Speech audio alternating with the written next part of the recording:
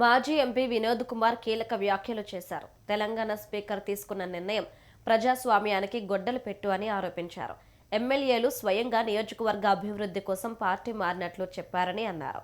కానీ ఇవాళ స్పీకర్ మాత్రం పార్టీ మారలేదని చెప్పడం ఎంతవరకు సమంజసమని అన్నారు. 10వ షెడ్యూల్లో రాజ్యాంగ సవరణ చేయాలన్నారు. పార్లమెంట్లో వెంటనే పార్టీ ఫిరాయింపులపై ప్రత్యేక చట్టం చేయాలని డిమాండ్ చేశారు. ఇవాళ స్పీకర్ ఇచ్చిన తీర్పు దివంగత రాజీవ్ గాంధీ తెచ్చిన చట్టం పనికిమాలిన చట్టంగా తేల్చారని తీవ్ర వ్యాఖ్యలు చేశారు. శాసనసభ స్పీకర్ గడ్డం ప్రసాద్ గారు ఈరోజు ఇచ్చినటువంటి తీర్పు కాంగ్రెస్ పార్టీ నాయకురాలు సోనియా గాంధీ గారి భర్త రాజీవ్ గాంధీ గారు తీసుకొచ్చినటువంటి చట్టం పార్టీ ఫిరాయింపుల చట్టం 10వ షెడ్యూల్ రాజ్యాంగం. దీన్ని ఇది ఒక పనికిమాలిన చట్టం అని చెప్పి మళ్ళీ ఇదే కాంగ్రెస్ పార్టీ ఇలా దేశ ప్రజలకు చెప్పింది.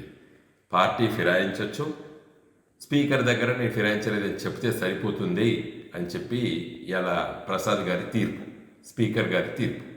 అంటే పార్టీ ఫిరాయింపుల చట్టాన్ని నీరుగార్చడం కాదు, అది పనికిమాలిన చట్టం అని చెప్పి ఇలా కాంగ్రెస్ పార్టీ చెప్పింది.